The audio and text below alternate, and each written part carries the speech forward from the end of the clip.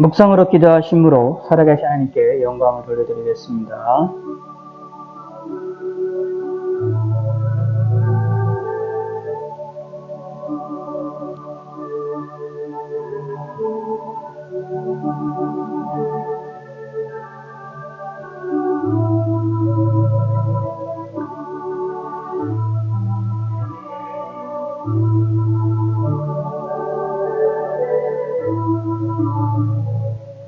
여호와여, 나의 말에 귀를 기울이사 나의 심정을 헤아려 주소서. 아멘.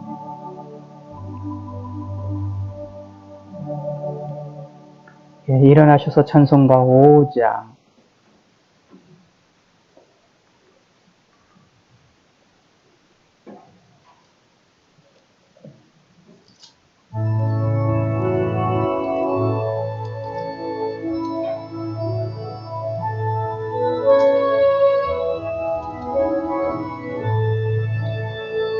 이 천지가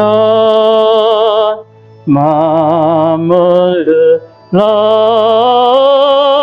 복주시는 주여와 전는 성부 성자 성령 찬송하오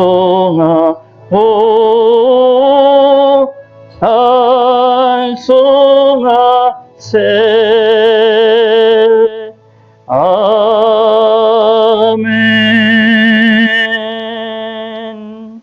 우리 교동문 30번입니다. 교동문 30번 시편 67편에 있는 말씀입니다. 교동문 30번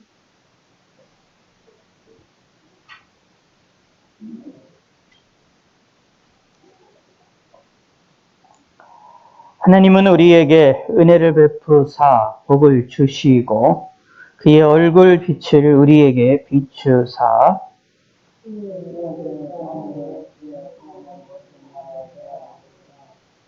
하나님이여 민족들이 주를 찬송하게 하시며 온 백성은 기쁘고 즐겁게 노래할지니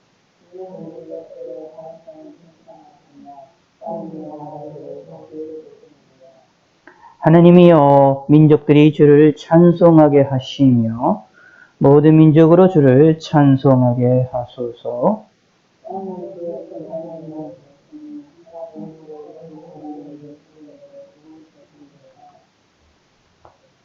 하나님이 우리에게 복을 주시리니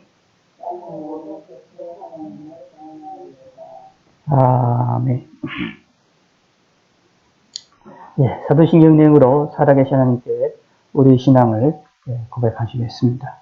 전능하사 천지를 만드신 하나님 아버지를 내가 믿사오며 그 외아들 우리 주 예수 그리스도를 믿사오니 이는 성령으로 잉태하사 동정녀 마리아에게 나시고 본디오 빌라도에게 고난을 받으사 십자가에 못 박혀 죽으시고 장사한 지 사흘 만에 죽은 자 가운데서 다시 살아나시며 하늘에 오르사 전능하신 하나님 우편에 앉아 계시다가 되어서 산자와 죽은 자를 심판하러 오시리라.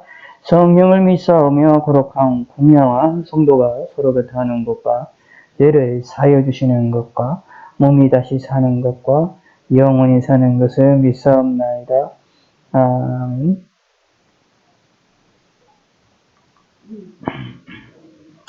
찬송가 23장.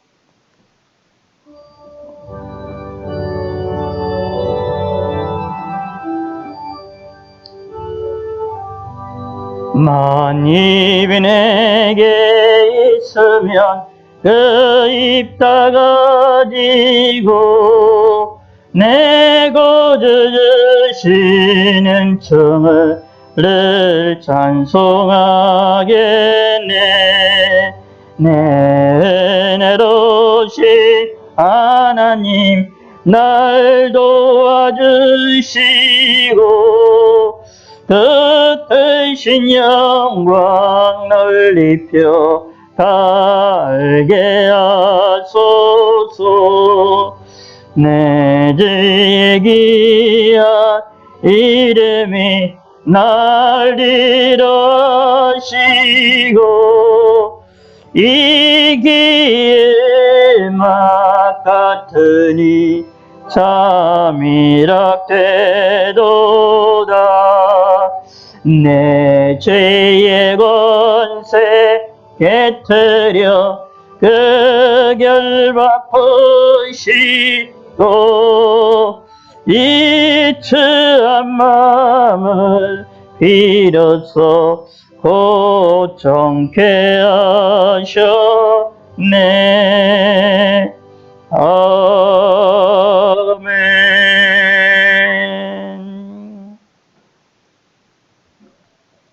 누가복음 3장 21절에서 38절까지입니다. 누가복음 3장 21절입니다.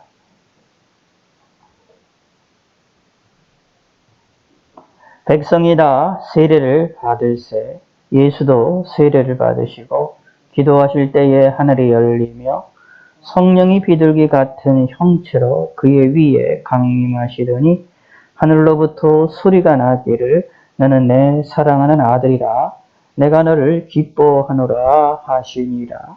예수께서 가르치심을 시작하실 때에 30세쯤 되시니라.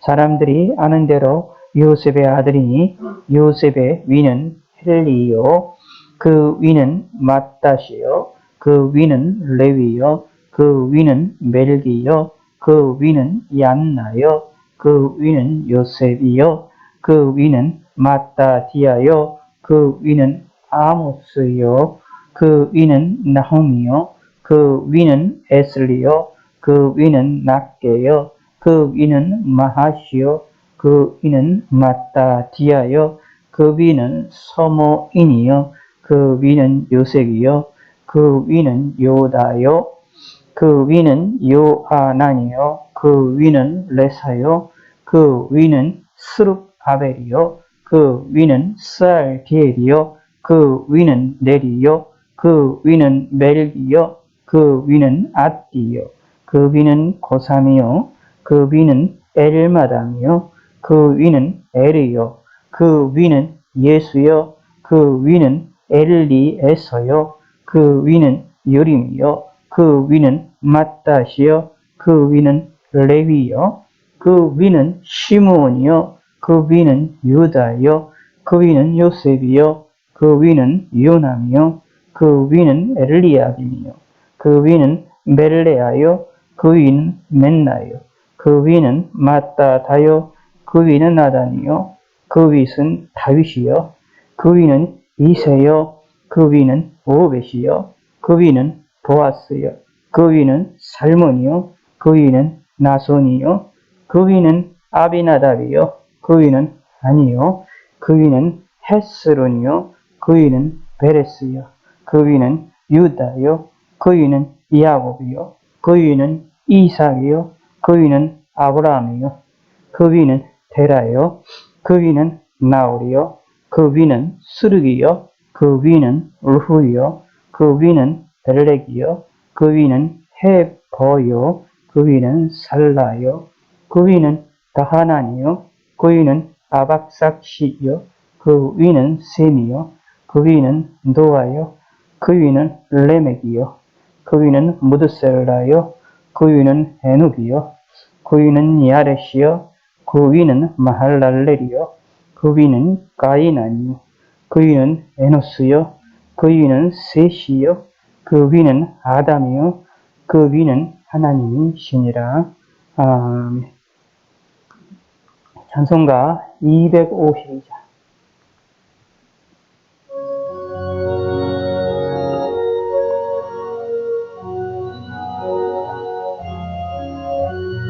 나의 죄를 씻기는 예수의 피밖에 없네. 다시 정케 하기도 예수의 피밖에 없네. 예수의 흘린 피 나리게 하오니 귀하고 귀하다. 예수의 피밖에 없네.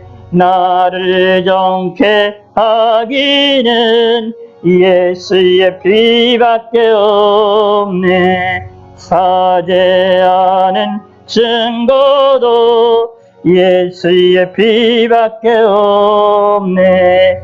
예수의 흘린 피 나리게 하오니 귀하고 귀하다. 예수의 피밖에 없네. 나의 죄속 하기는 예수의 피밖에 없네. 나는 공로 없으니 예수의 피밖에 없네. 예수의 나리게 하오니 귀하고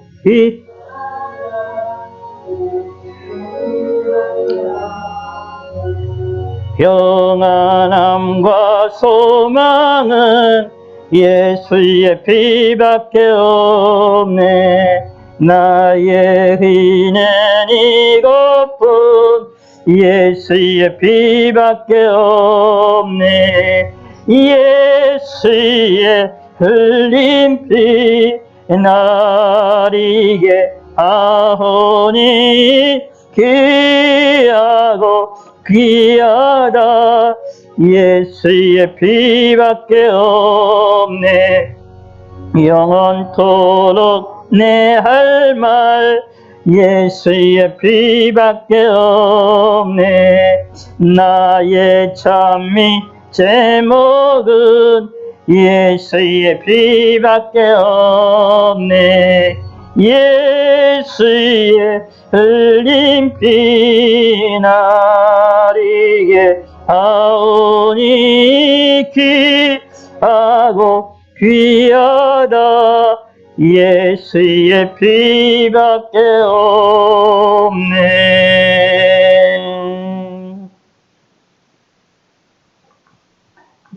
기도하겠습니다.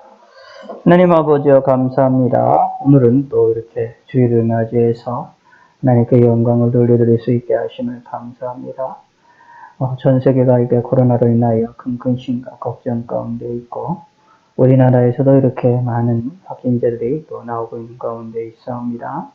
또 어제까지도 600명이 넘는 확진자들이 일어난 것 같고 저희 관악구 지역도 많은 사람들이 확진자들이 나타나고 있사오니 하나님이 함께 하시고 은혜를 베풀어 주시고 하나님께서 지켜 주시옵소서.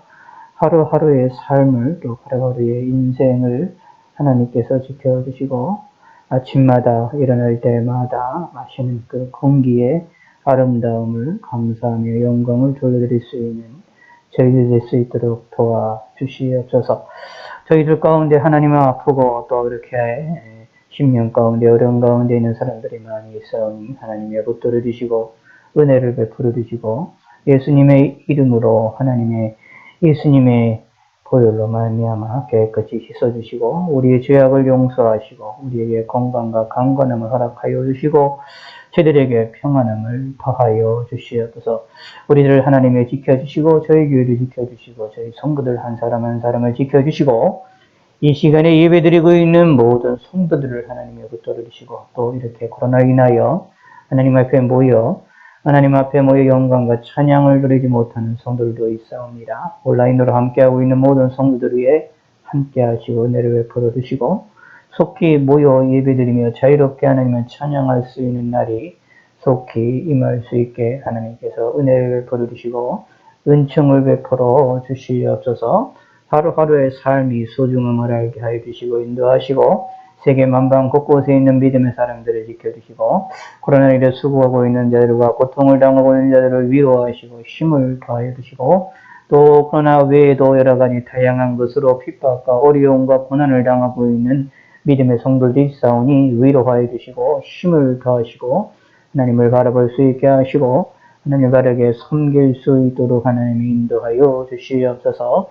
주 하나님이 모든 것 함께 하시고 영육간의 강건함을 주시고 우리 민족인 우리 북한에 있는 우리 민족을 공유를 베풀어 주시사 우리 가운데 택하신 자들을 속히 떼어내 주시옵고 마음껏 하나님께 찬양과 영광을 돌려드릴 수 있는 날이 속히 임할 수 있도록 그들의 정권이 무너질 수 있도록 하나님 인도하여 주시사 마음껏 하나님의 찬양함의 영광을 돌려드리며 우리와 함께 찬송과 영광을 돌려드리는 날이 하루라도 빨리 임할 수 있도록 함께하여 주시고 잘못된 모든 죄악들을 용서하시고 우리 민족의 우리 교회들의 죄악들을 용서하여 주시옵소서. 하나님 아버지여 저희들을 지키시며 믿사옵고 감사드리오며 예수님의 이름으로 기도드렸습니다.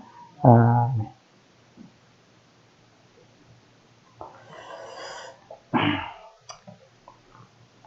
예, 오늘은 누가복음 3장 21절에서부터 38절에 있는 말씀을 가지고 우리가 주의 뜻을 생각을 해보고 하나님께 은혜를 받는 시간이 되기를 바라겠습니다.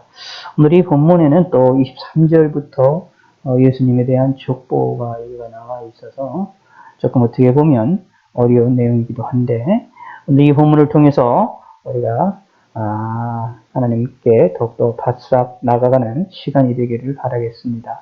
21절에 보면 예수님이 드디어 이제 전면에 나서시는 그런 모습이 나오는데 누가복음에는 드디어 예수님이 세례를 받으시는 사건이 나온 이 사건을 좀 자세하게 기록하지를 않고 오늘 본문처럼 아주 짧게 그 내용을 언급을 하고 있음을 이야기합니다.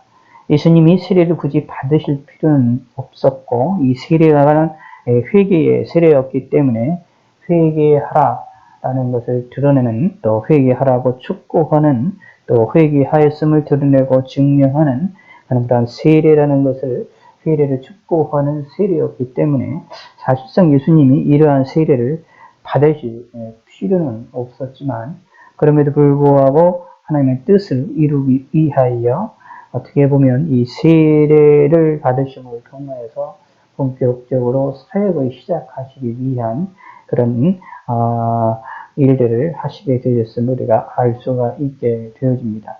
그러므로 예수님에게 있어서의 이 세례는 사실은 회개의 세례라기보다는 무엇이라고 얘기할 수가 있느냐 하면 하나의 이제 사역의 시작을 알리고 있는 공식적으로 사역의 시작을 알리는 하나님 앞에서 하나님의 말씀을 전하고 또 하나님 앞에서 공식적으로 외적인 어떤 틀을 준비하시는 그런 사건이라고 볼 수가 있습니다. 또 이 세례를 또 누가 줬느냐 우리가 잘 알고 있는 요한이 주었죠. 그리고 별칭으로 세례 요한이 주게 되어지는데 그런 면으로 볼 때에 세례 요한의 또 사명도 예수님에게 세례를 줌을 통하여서 예수님의 사역의 시작을 알리는 실질적으로 어떻게 보면 취임식이라고 할 수 있으리라고 볼 수가 있습니다. 하나님의 드디어 사역을 예수님께서 말씀을 전하시기 위한 사역의 시작을 하시는 그런 증을 올리는 그런 시간이었다라고 보시는데 그 일을 감당하고 그 일의 사명을 또 하는 사람이 바로 세례 요한이었음을 우리가 이야기를 통해 알 수가 있지요.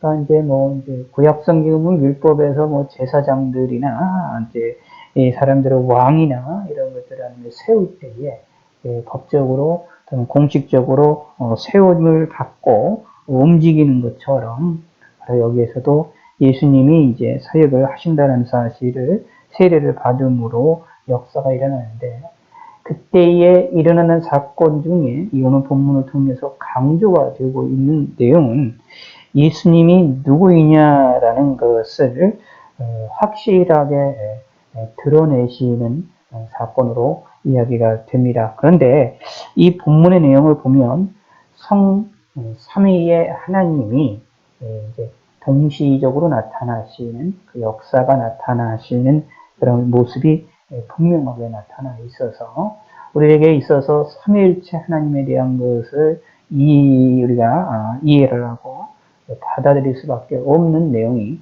오늘 이 본문을 통하여 나타나게 됩니다.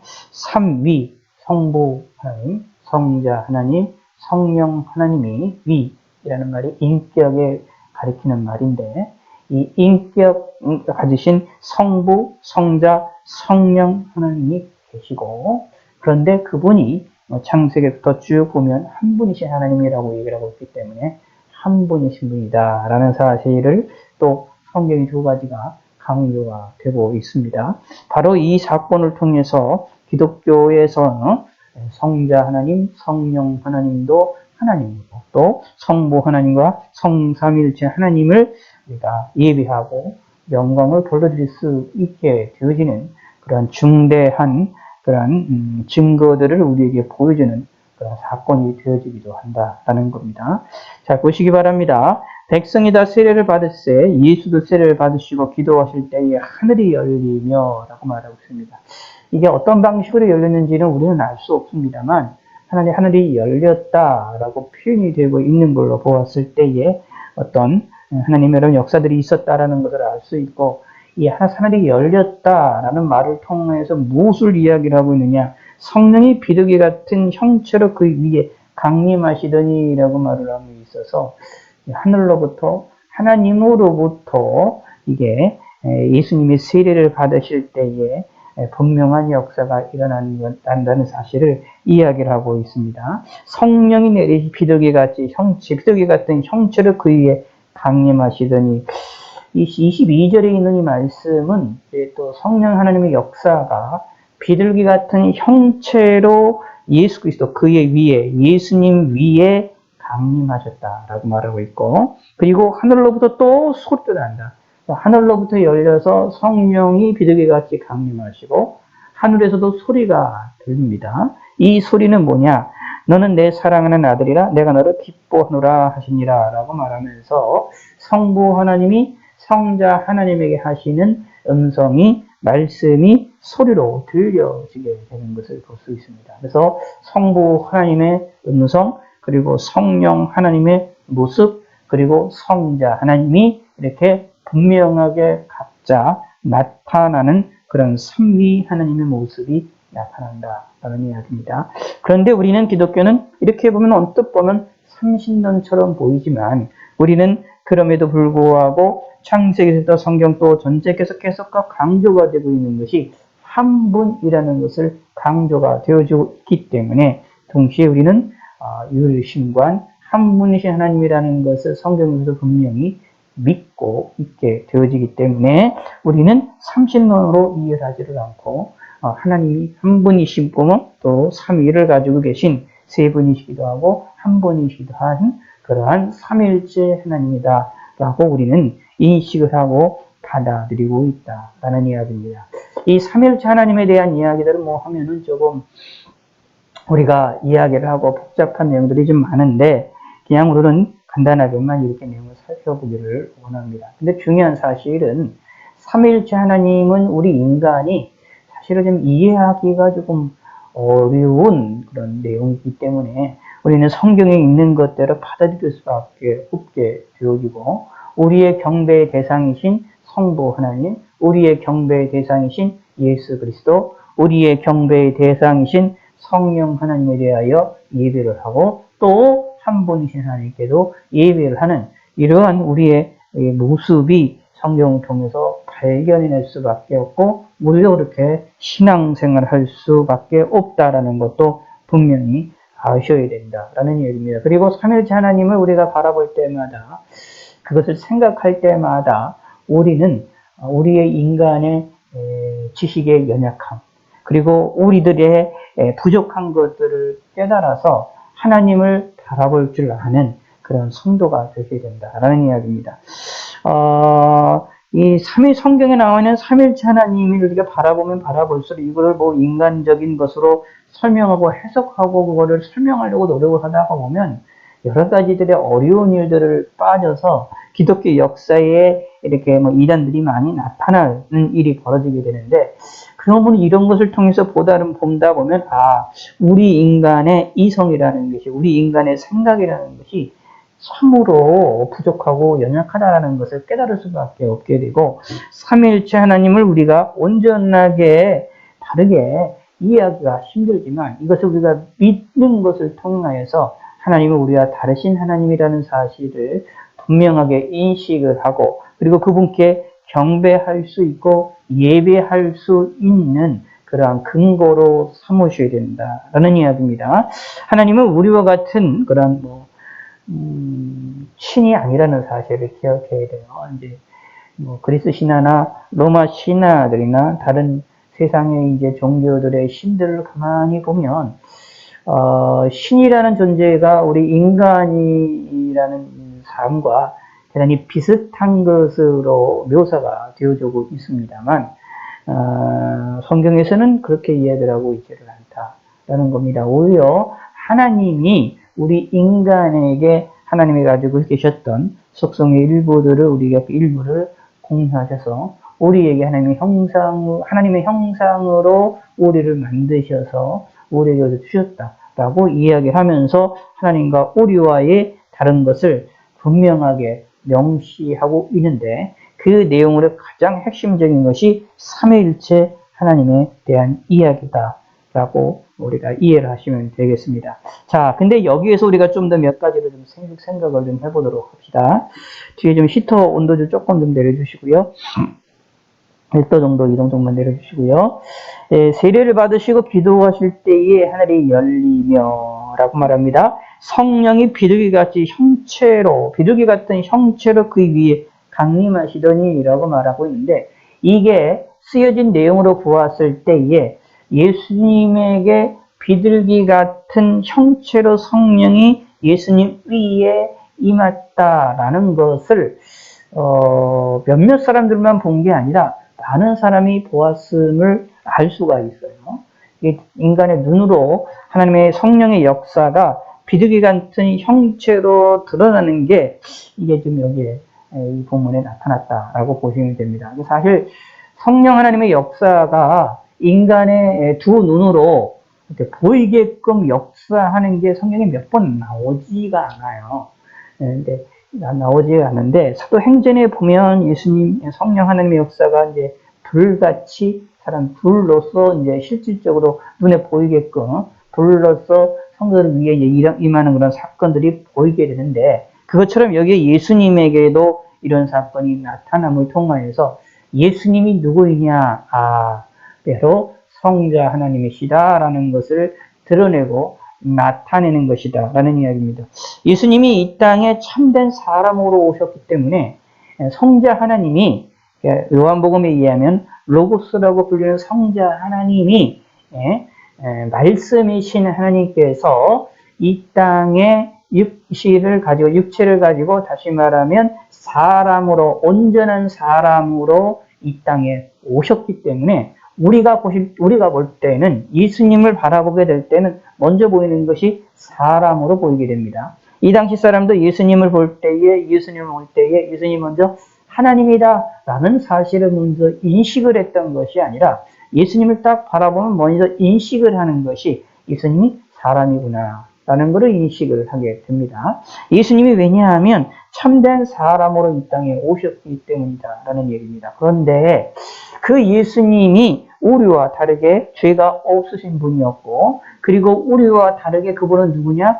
하나님이시라는 것을 성경에서는 예수님께서는 이 땅에 오셔서 역사하시는 가운데 드러내시는데, 이 누가복음을 통하여서도 확실하게 이야기해주고 있는 것이 바로 예수님이 세례를 받은 그 순간에조차 성령 하나님의 비둘기 같은 형체로 나타내서 예수님 위에 강림하시는 사건을 나타나고, 그리고 또 그것뿐만 아니라 무엇이 있느냐 하면, 선하에서도 소리가 들려서, 성부 하나님의 소리가 들려서 너는 내 사랑하는 아들이라 내가 너를 기뻐하노라 라는 말을 들려지도록 하게 함을 통하여서 성부 하나님과 성령 하나님을 통하여서 예수님이 하나님이시라는 사실을 증명하고 드러냈다라는 것입니다.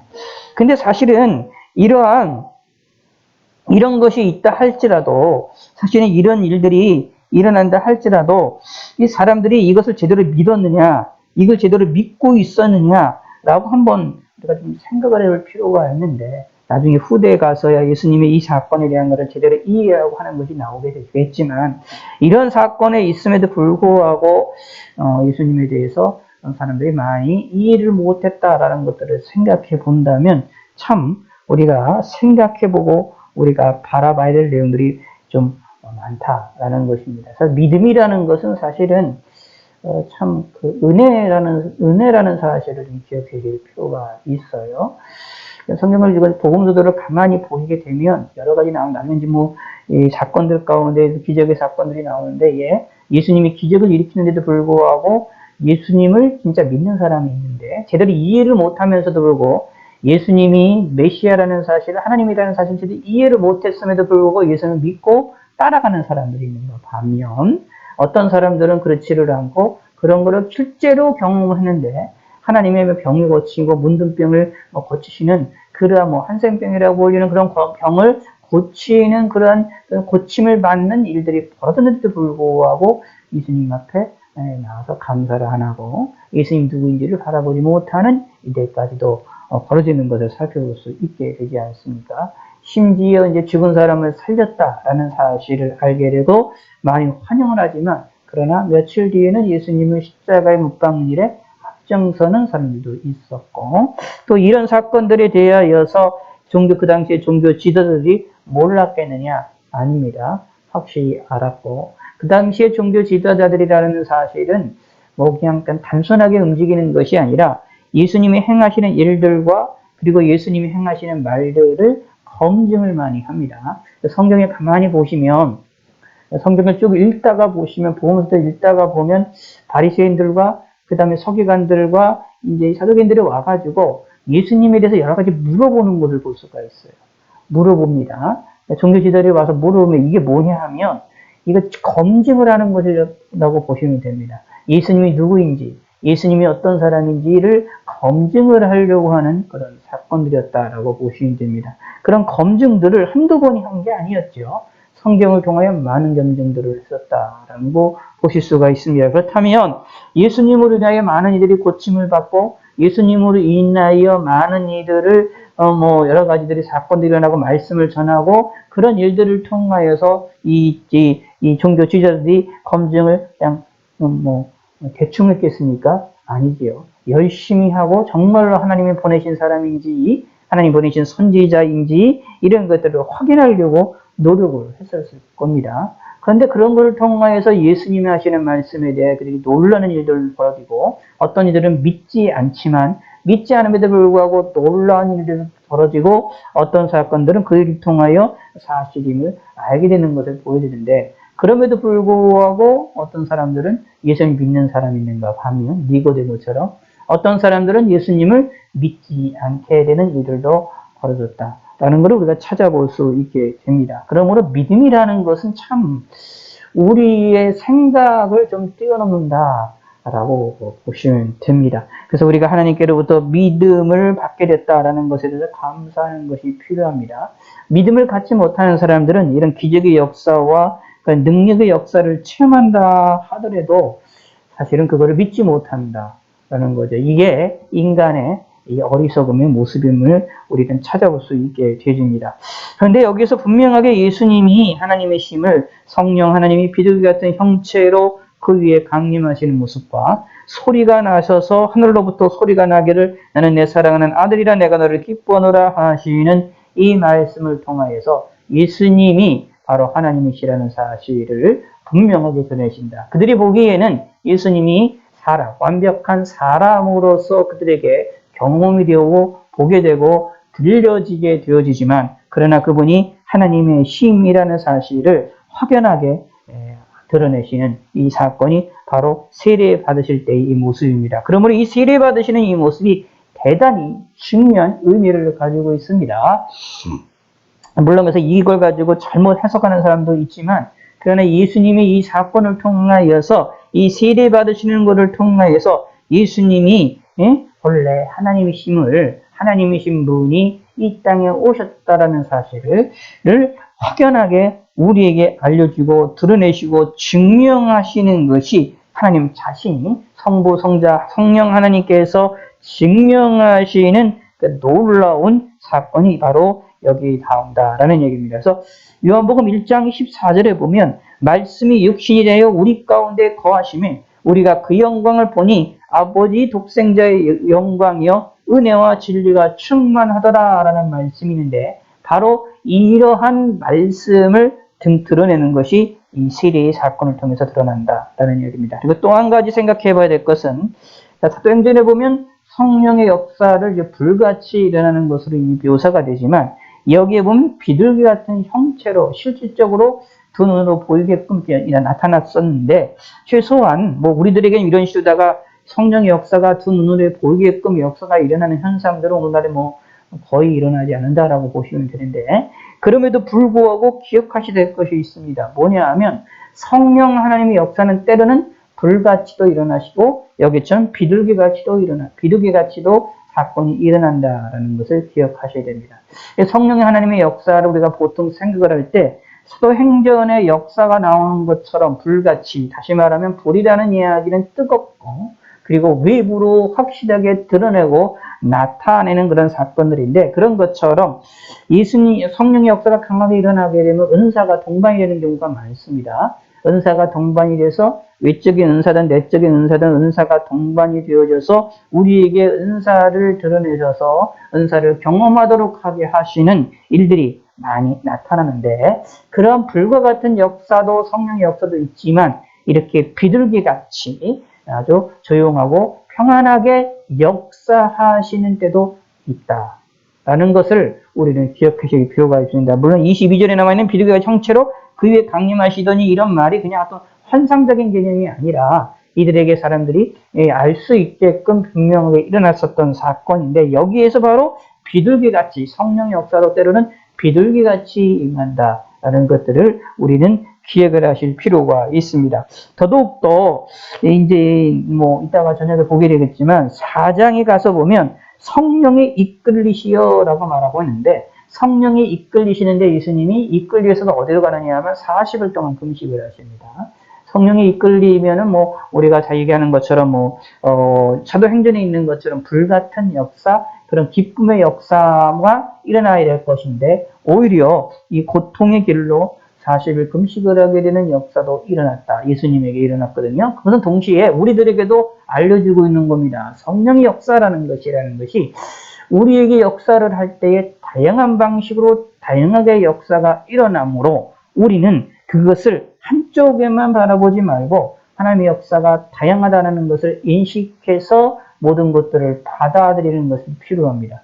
성령의 역사가 때로는 강력하게 우리에게 은사를 동반하면서 나타날 때도 있지만 그렇지 않고 비둘기같이 우리에게 조용하게 평안하게 역사가 일어날 때 바람이 부는 것처럼 또 그래서 요한복음에 보면 이제 성령의 역사를 바람으로 또 비유를 하시고 있으시기도 하거든요. 성령 하나님의 역사가 바람처럼 우리들에게 역사를 할 때도 있다. 바람은 어떤 때는 강하게 불기도 하고 어떤 때는 약하게 불기도 하고 심지어는 바람이 없는 것처럼 느껴질 때도 있거든요. 그런데 그렇다고 할지라도 그 속에는 성령 하나님이 역사를 하신다라는 이야기입니다. 오늘도 우리가 이 순간에 예배 드릴 때에 말씀을 들을 때에 찬송 들을 때에도 우리에게 하나님이 역사하신다라는 것을 믿으셔야 된다라는 얘기입니다. 제가 왜 이것을 자꾸 강조를 드리냐 하면 우리의 신앙생활하는 것은 뭐 경험이 다 중요할 수밖에 또 없게 되어지고 또 우리는 경험이라는 것에 의하여 움직여 나갈 수밖에 없기 때문에 되어지는 그런 사람들이기 때문에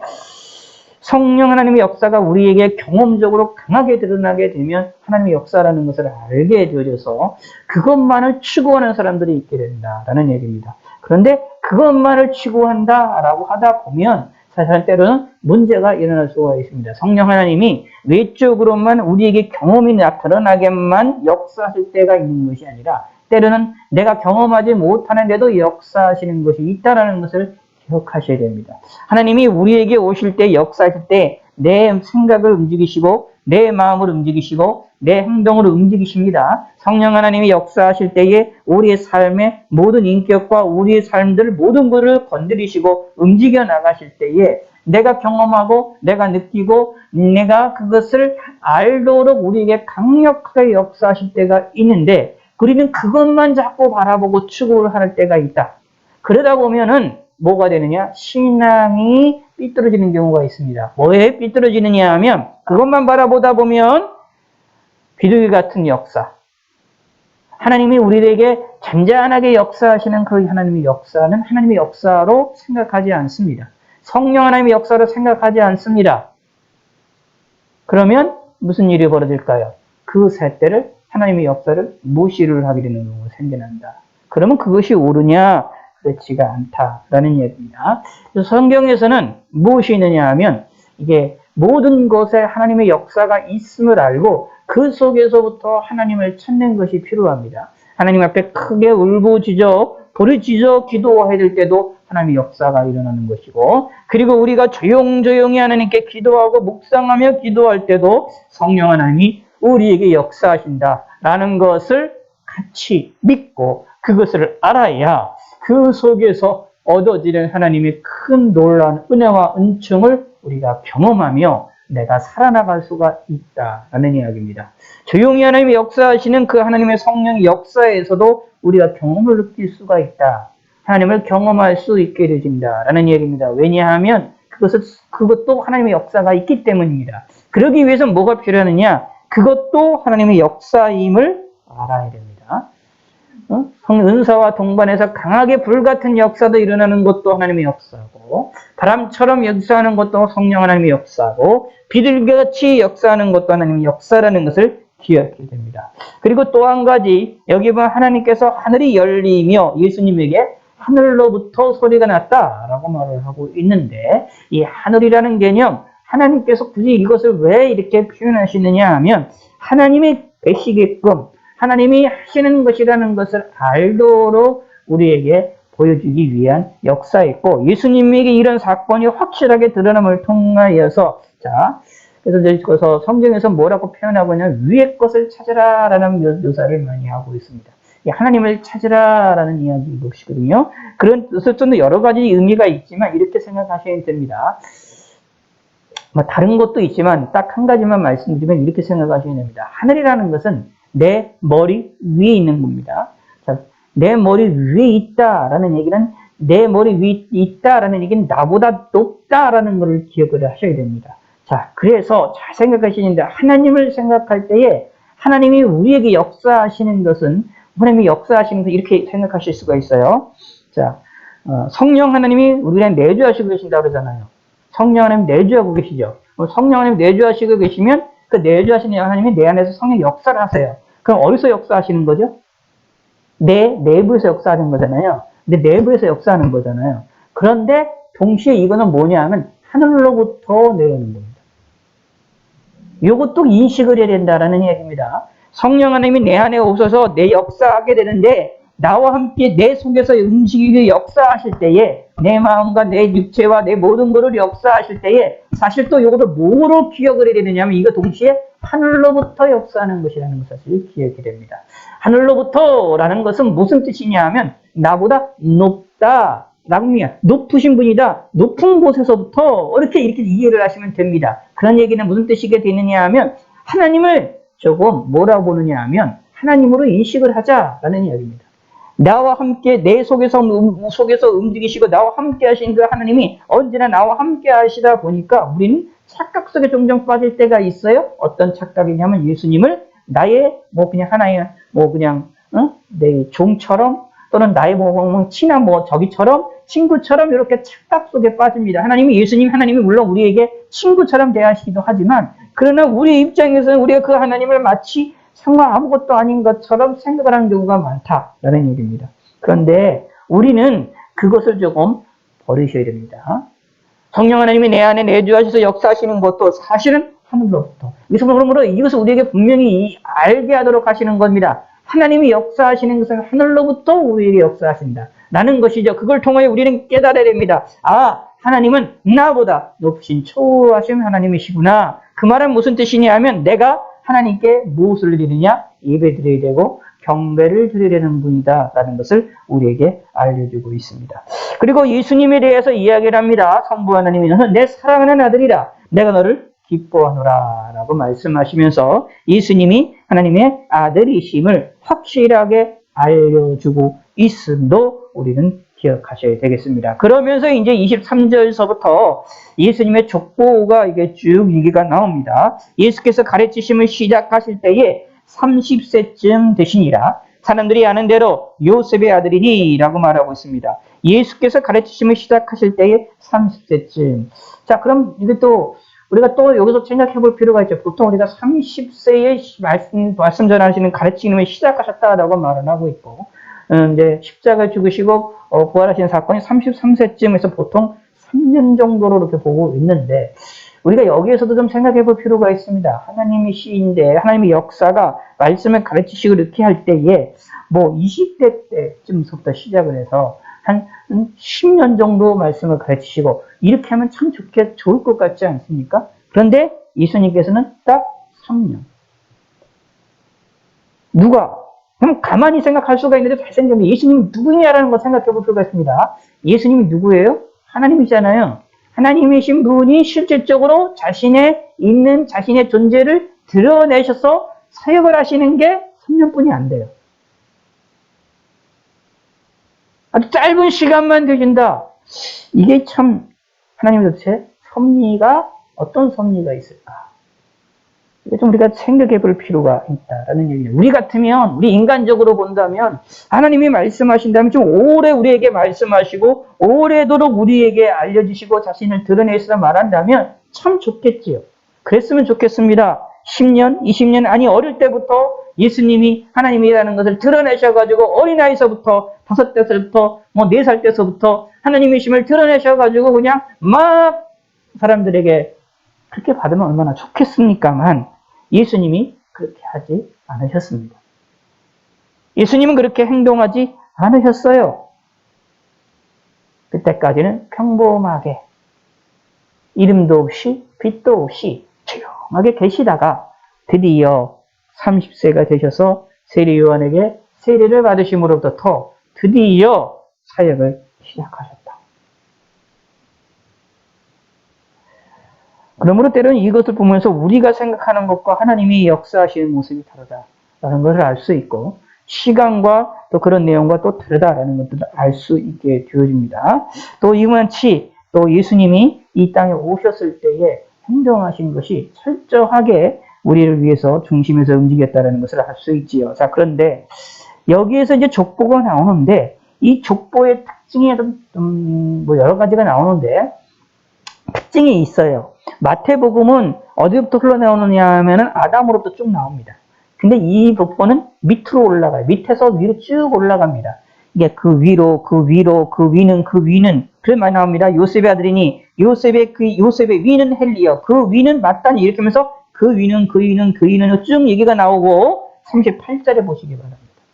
시작. 그 위는 에노스여, 그 위는 셋이여, 그 위는 아담이여, 그 위는 하나님이시니라. 아멘. 38절에 보면 누구까지 올라가느냐, 하나님에까지 올라갑니다. 그래서 이 족보의 특징은 뭐냐 하면 하나님에까지 올라가는 특징입니다. 그래서 어떻게 해요? 밑에서부터. 그래서 결국 어떻게 되느냐 하면 인생이 이 예수님이 이 땅에 오신 모든 삶이 전체가 누구에 의하여서 하나님에 의하여 이루어졌음을 이야기하는 겁니다. 동시에 사실은 예수님의 족보뿐만 아니라 우리의 모든 인생은, 우리의 모든 삶은 다 하나님에 의하여 시작이 된다라는 것을 확연하게 드러내는 것이 이 족보를 통해서 나타나고 있는 것이다 라는 얘기입니다. 역사의 주관자가 하나님이심을 드러내고 있는 내용이지요. 실질적으로 하나님이 정말 높다. 다른 말로 표현하면 인간보다 높다라고 볼 수가 있어요. 이렇게 보통 인간의 이제 아들보다 높은 게 아버지고, 아버지가 높은 것이 그의 아버지고, 아버지가 쭉 올라가잖아요. 그런 식으로 쭉 올라가는데 거기에서 더 올라간 것이 하나님이다 라는 이야기죠. 그러므로 아담보다 더 위에, 곧 아담을 창조하신 하나님이시다. 그러므로 이제 구약에서 알고 있고 성경을 알고 있는 사람들에게는 무엇이 있느냐 하면 창조자 하나님이 계시고, 그 하나님이 누굴 보내신, 그 하나님이 바로 이 우리들의 하나님이라는 것을 드러내시는 것이 나타나 있습니다. 역사를 주관하신 하나님, 바로 하나님이시다. 그리고 예수님이 이 땅에 오신 것도 바로 이러한 족보들 가운데 이런 역사를 통하여 구속사를 통하여 오셨음을 이야기를 합니다. 그리고 이제 우리가 이 본문을 보다 보면 이제 뭐 여러 가지 이야기될 것이 있는데 23절에 보면 요셉의 위는 헬리오라고 얘기를 하면서 요셉의 아버지가 헬리라라고 이야기가 되어져 있고 마태복음에 나와 있는 이 내용은 또 요셉의 아버지가 다른 사람의 이름으로 묘사가 되어져 있어서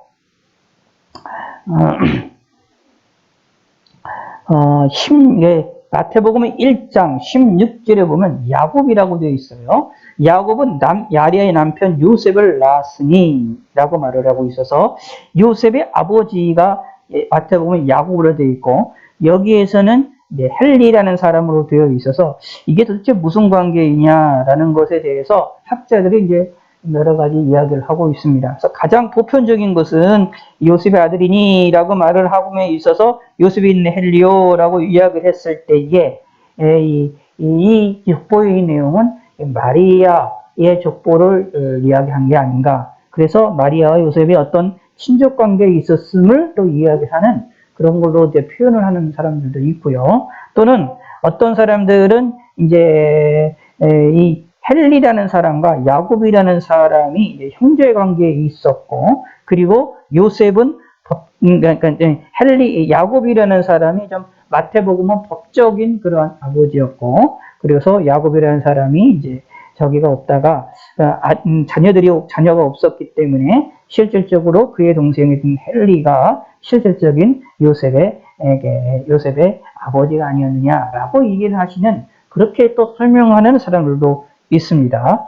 근데 어쨌거나 그러면 이 두 가지 뭐 해석이라고 하더라도 실질적으로 우리가 잘 알 수가 없습니다. 왜냐하면 이거 우리가 실질적으로 이 당시의 사람들은 이 사람들은 이것을 보면 이게 어떤 의미인지 유대인들의 어떤 상황인지는 알 수 있었겠지만 우리들에게는 이게 너무 시간이 오래 걸린 상태에서 어떤 이게 의미로 이렇게 되어져 있고 이 헬리라는 사람과 야곱이라는 사람이 같은 사람인지 다른 사람인지 아니면 어떤 사람인지 우리는 알 수가 없는 그런 내용들이 있습니다만 그러면 계속 좀 확실하게 알 수 없지만 보통들은 많은 사람들이 이것이 이제 누가복음을 마리아의 족보로 보는 경향들이 사람들이 많고 그리고 마태를 요셉의 족보로 보는 경향들이 많은 걸로 사용할 수가 있습니다. 근데 어쨌거나 그게 또 아닐 수도 있고요.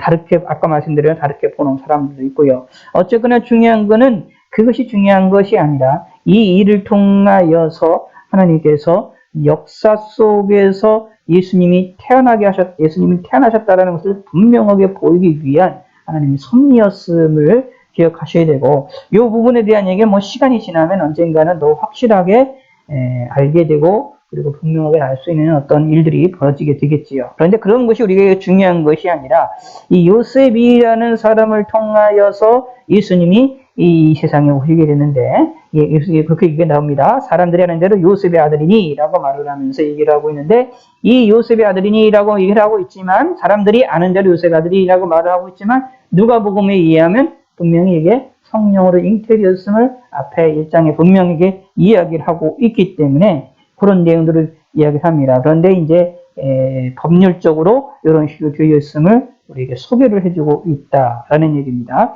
자, 그런데 이 사건들을 통해서 또 우리가 기억을 해야 될 것은 이 족보들 가운데에 기록하는 방식이 성경에서 그러니까 성경 읽다가 보면 족보를 접혀 있는 내용들이 상당히 많아요. 그래서 좀 어려운 부분들이 있는데 이 족보를 볼 때마다 뭐 어려울 수가 있는데 일단 그냥 간단하게만 이해를 하시면 됩니다. 족보가 왜 적혀 있느냐 그 일을 통하여서 하나님이 역사를 주관하신다는 것을 우리에게 확연하게 드러내기 위한 역사이다. 그리고 역사가 이 사건이 분명하게 역사적인 사건이다라는 것을 드러내는 그런 그 이유 때문에 족보를 기록했다라고 얘기를 하고 이렇게 생각하시면 됩니다. 그래서 구약 성경에서의 족보는 되게 중요합니다. 창세기에서도 보면 족보 얘기가 많이 나와요. 근데 이 족보 얘기가 많이 나오는 게 무엇이냐 하면 이게 이제 단순한 게 아니라 엄청나게 중요한 의미를 가지고 있습니다. 특히 무엇을 갖고 있느냐 하면 하나님의 기업을 유산으로 계속해서 받는 하나님의 약속을 계속해서 이어받는 그러한 아주 중요한 의미를 가지고 있는 그런 사건들이 되어져 있고, 심지어 악인들의 이제 족보, 가인들의 족보가 나오는데, 그 가인들의 족보가 이렇게 일어나는 그런 것을 통하여서도 하나님께서 그 속에서도 악인들의 삶도 하나님이 주관하신다라는 것을 드러내시는 그러한 역사다라고 보시면 또 되겠습니다. 이런 것처럼 여기에서도 이 족보를 통하여서도 예수님이 이 땅에 오시기, 이 사건이 역사적인 분명한 사건이라는 것을 우리에게 보여주고, 동시에 예수님께서 역사를 통하여서 주관하실 때에 분명하게 하나님이 이런 구속사를 통하여서 오시게 됐던 분명한 사실이라는 것을 보여주는데, 특히 누가복음은 그 위로라는 표현을 통하여서 모든 것을 추적을 해보면 모든 것이 하나님에 의하여 시작이 되었음을 분명하게 이야기함을 통하여서 예수님의 이 땅에 오심의 사건, 특히 이게 보면 이제 21절과 22절에 있는 세례를 받으실 때에 하늘이 열리며 성령이 비둘기 같은 형체로 그 위에 강림하시더니 하늘로부터 소리가 나기를 너는 내 사랑하는 아들이라 내가 너를 기뻐하노라 하시니라고 말씀하셨던 이 내용에 있는 것처럼, 자, 여기 보면 예수님을 중심해서 이 땅에 오셨던 성신했던 성자 예수님을 성령 하나님이 인정을 하고 성부 하나님이 소개를 합니다. 말을 합니다. 그렇게 드러냅니다. 그런데 동시에 이 족보를 통하여서 예수님이 누구인가에 대한 것들을 확연하게 또 증명을 한다라고 보시면 됩니다. 어떻게 해요? 그 위로 쭉 올라가서 하나님이시니라고 말하고 있습니다. 그래서 결국 예수님을 믿어야 된다.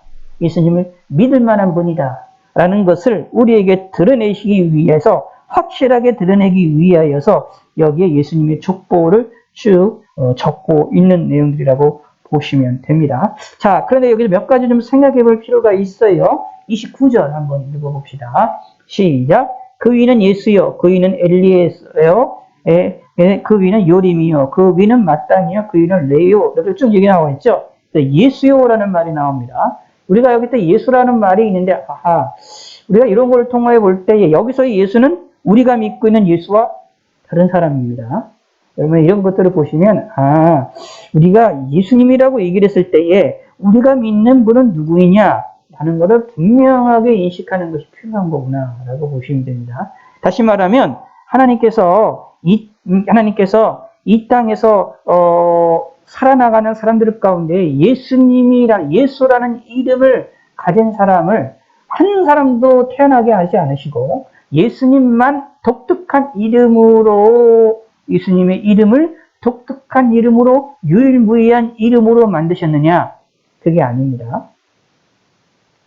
북한에서는 김일성, 김정일, 김정은이라는 이름이 있으면 그 이름을 다 이름 바꾼다고 하잖아요. 그래서 그걸 오직 한 사람만 가지고 있죠. 김일성, 김정일, 김정은만 그 이름만을 가지고 있지. 그 나라에선 그 한 사람뿐이 없어요. 그리고 다른 사람은 다 그 이름을 못 쓰게 만드는 그런 일이 벌어졌잖아요. 하나님이 그렇게 하셨느냐? 그렇게 하지 않으셨어요. 그거 보면 알 수가 있습니다. 예수님께서 예수라는 이름이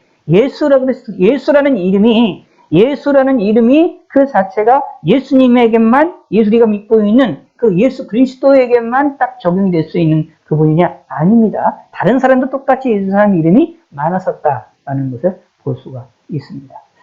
그런데 그 중에서 우리가 믿는 그 예수님이 누구냐? 우리가 믿는 그리스도가 누구니? 바로 그 예수님이라는 사실, 그 구분을 확실하게 얘기를 합니다. 그게 뭐냐? 성경에서 말하는 그 예수를 우리는 믿고 있다라는 것입니다. 이게 대단히 중요한 의미를 가지고 있습니다.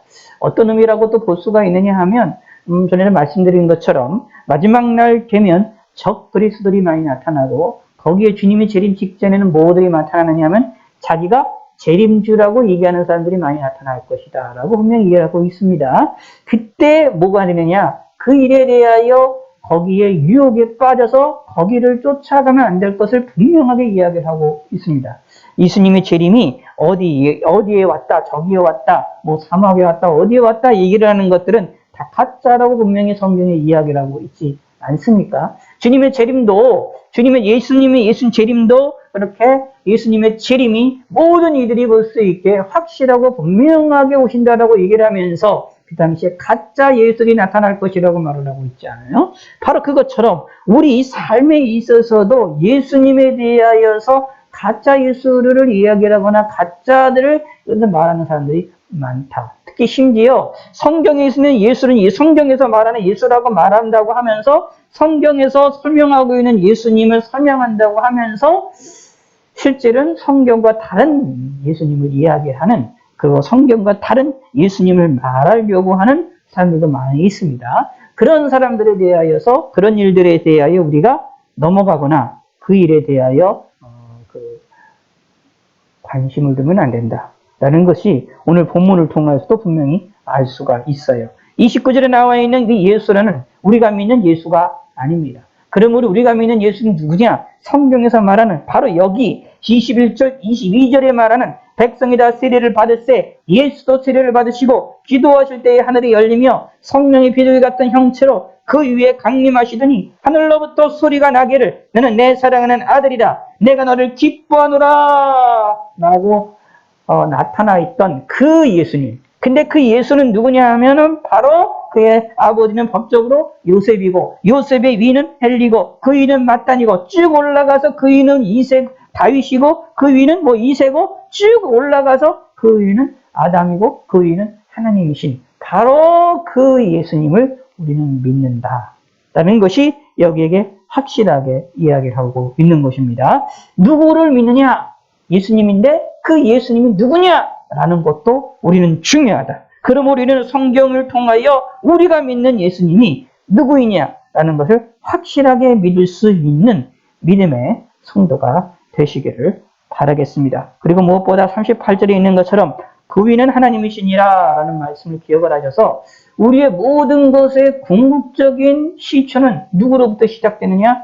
하나님으로부터 시작된다라는 것을 우리는 꼭 믿으시고 그리고 그 하나님을 바라보실 줄 아는 믿음의 성도가 되시기를 바라겠습니다. 찬송가 383장 찬송가 383장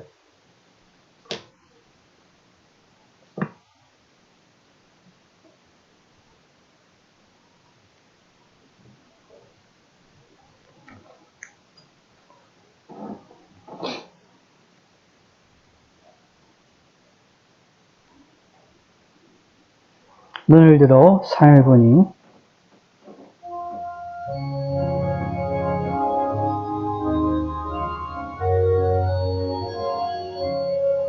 눈을 들어 산을 보니 도움 어디서나 천지 지은 주 하나님 나를 도와주시네. 나의 발이 실족지 않게 주가 깨어 지키며 택한 백성 항상 지켜 길이 보하시네. 도우시는 하나님이 내게 그늘 되시니 낮의 해와 밤의 달이 너를 상치 않겠네. 내게 화를 주지 않고 언을 보하시며 너의 줄이 지금부터 영영 인도하시리. 아멘.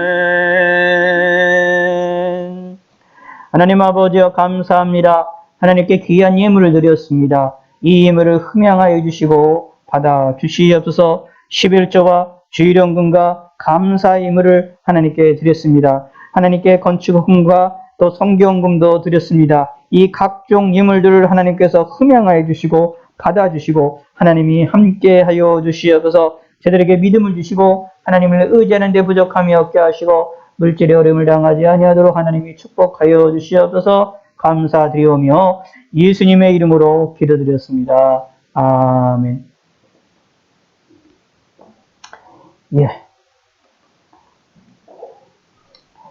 별 소식 항상 기도하고 낭망치 말라는 말씀 잊지 마시고 기도리지 부탁을 드리고 코로나 바이러스를 위한 기도 잊지 마시고 쭉 항상 좀 기도를 부탁드리겠습니다.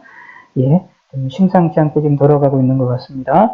오늘 16번째 주일입니다. 모든 예배, 오후 예배, 온라인과 대면 예배로 말씀드린 대로 드리도록 하게 되겠습니다. 그리고 코로나로 인하여서 저녁 예배 8시 30분을 확정이 돼서 변경해서 예배 드리고 있는데 잊지 마시고 새벽 저녁 9시 기도 4월까지 잠시 멈추고 있습니다. 그럼에도 불구하고 각자의 집에서 각자의 자리에서 항상 기도를 잊지 마시고 항상 기도의 노력을 정진하시기를 부탁을 드리겠습니다. 항상 규칙적으로 꾸준하게 반복적으로 신앙생활을 하실 수 있도록 집에서도 항상 규칙적이고 반복적인 그런 삶을 사시기를 부탁을 드리겠습니다. 잠깐이라도 기도하시는 것을 꾸준하게 반복적으로 계속적으로 꾸준하게 해주시기를 부탁을 드리고요. 관악구 지역에 이렇게 확진자 수도 지금 계속해서 지난주가 20명대가 됐다가 뭐 10명대로 지금 계속되고 있는데 매일 그렇게 생각하신 뭐 10명 미만으로 이렇게 10명대 왔다 갔다라고 생각하고 계신데 요걸 아마 7일 정도 뭐 일치 그렇게 생각을 하시면 한 주에 거의 100명씩 120명 그렇게 좀 확진된다라고 생각하시면 되기 때문에 사실상 이게 숫자수가 꽤 많은 숫자라고 보시면 됩니다. 그렇게 되면 열흘이면 1000명이 넘어가는 거고요. 그런 식으로 따지면은 상당히 많은 숫자가 되어지고 있기 때문에 여러분들이 그런 것들을 기억하셔서 조심하시기를 부탁을 드리고 항상 마스크 착용과 그리고 방역 활동, 손 씻기 준비들을 항상 조심하시기를 부탁의 말씀을 드리겠습니다. 예, 찬송가 2장.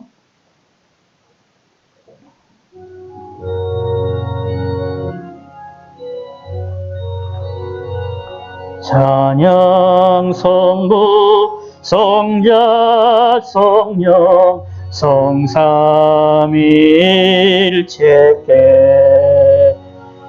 영원 무궁하기까지 영광을 돌리세 영광을 한 번 더 합시다. 찬양 성부 성자 성령 성삼일체께 영원 무궁하기까지 영광을 돌리세 영광을 돌리세 아멘.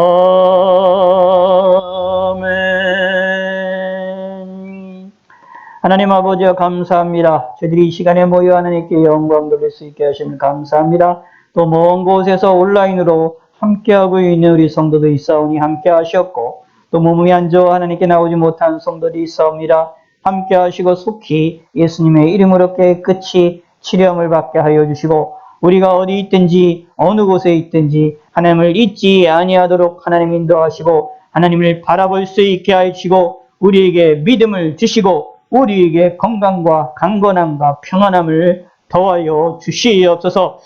이제는 우리 주 예수 그리스도의 은혜와 성부 하나님의 지극하신 사랑과 성령 하나님의 감화 감동 역사 내주 조명하심의 역사가 이제 있는 모든 성도들의 머리 위에와 저희 모든 온 교회와 온 세계 만방 곳곳에 있는 주님의 몸된 교회와 주의 성도들 위에 이제로부터 영원토록 함께 있을지어다. 아멘.